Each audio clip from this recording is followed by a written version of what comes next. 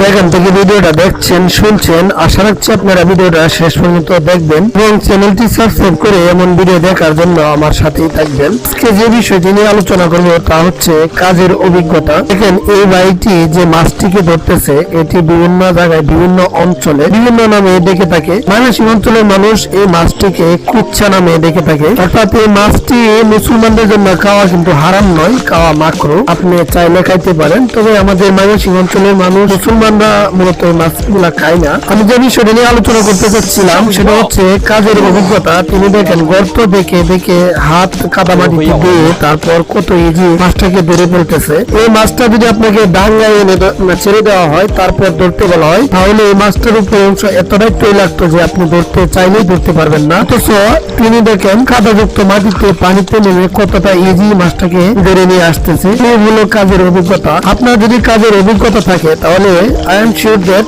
আপনি কোথাও কোনোদিন ঠেকবেন না।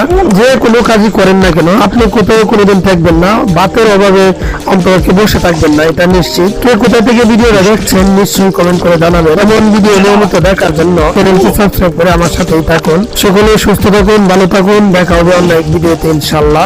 আল্লাহ হাফেজ।